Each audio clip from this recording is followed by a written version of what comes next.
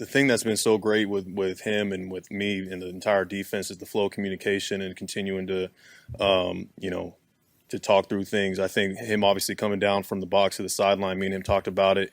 You know, it's not about just like, you know, the whole energy of him being down there. It's more so about just being able to look each other in the eye and in those crucial situations where it's like, hey, what do you want? Like, what do you want? He's asking me, like, what do you want to play here? You know, it's not about just giving a call and making us play it. It's like, no, we're fully into this thing together. You know, we're gonna ride it out all the way to the end, and we have an opportunity to finish this thing the right way.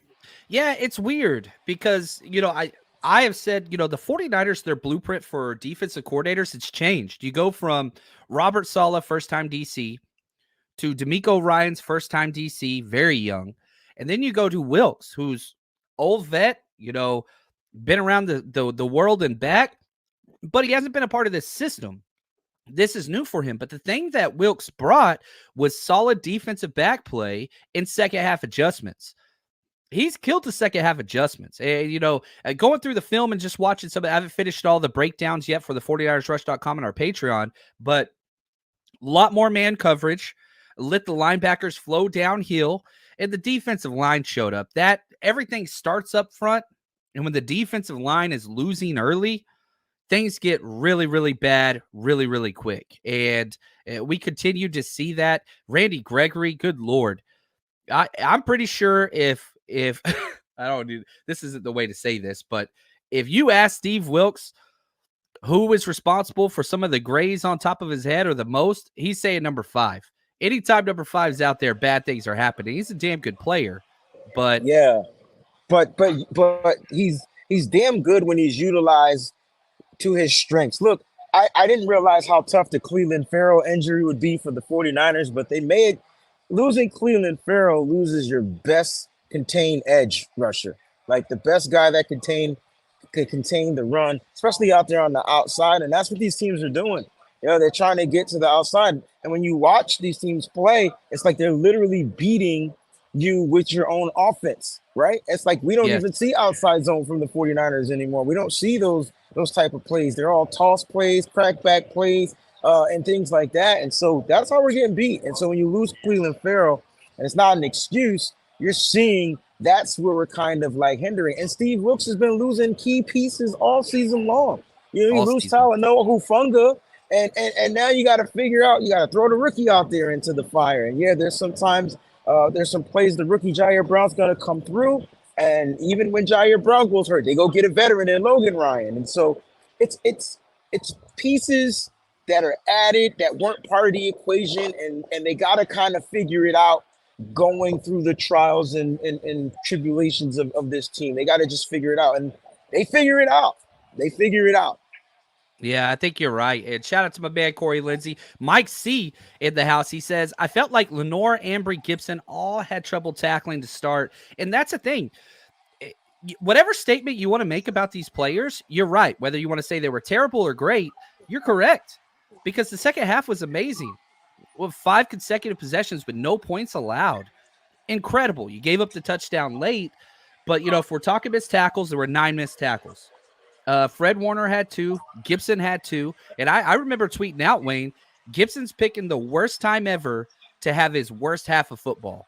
And I thought this first half was as bad of tape as ever. But then he comes out in the second half, forces a fumble, starts making plays everywhere. He finishes the 4th highest rated player from Pro Football Focus. Gibbs showed up in the second half, man.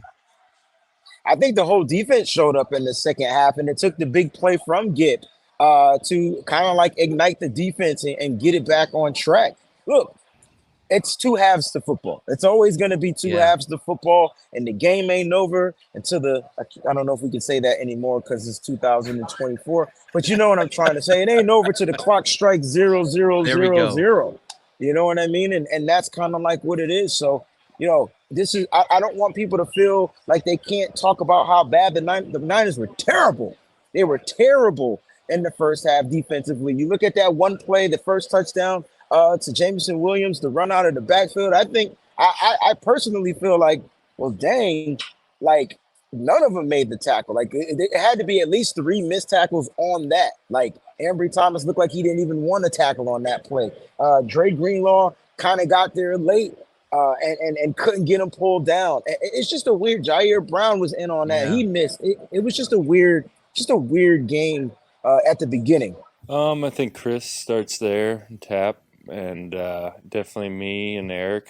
We try to create a standard over the years that that effort is what we do best, and we definitely need to keep that up. Shout out to my man Vince here. What's going on with Hargrave?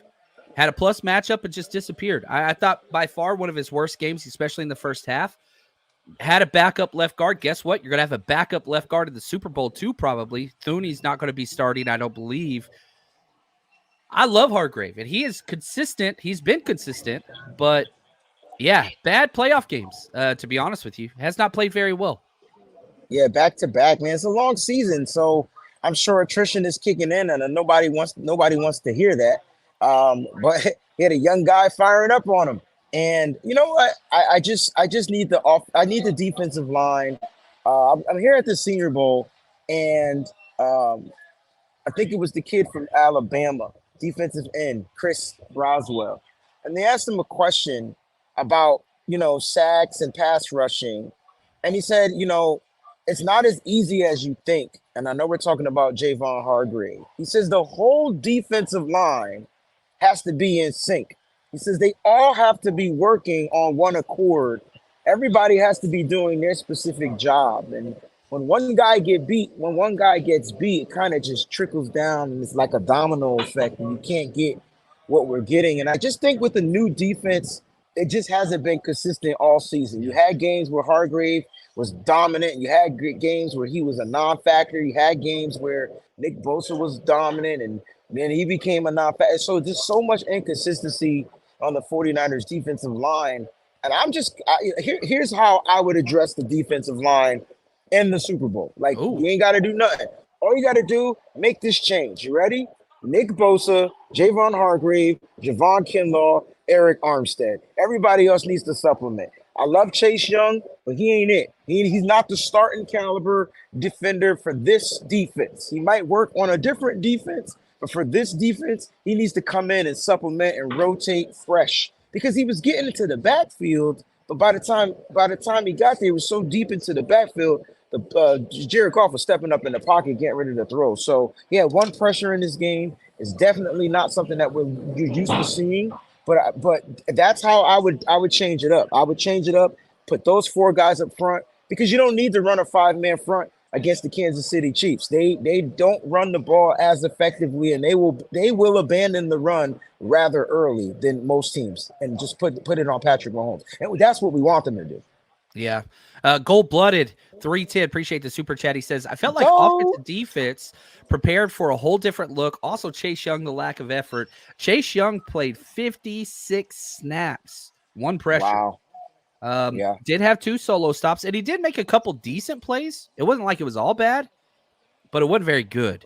And I'm with you, man. Like, it's crazy the trajectory. We trade for Chase Young. People were talking about trading Brandon Ayuk so we could keep Chase Young. Now look where we're at, right? Just a couple short months later. It's weird how it goes. Hopefully he does some things in the Super Bowl. That'd be nice. The 49ers Rush Podcast.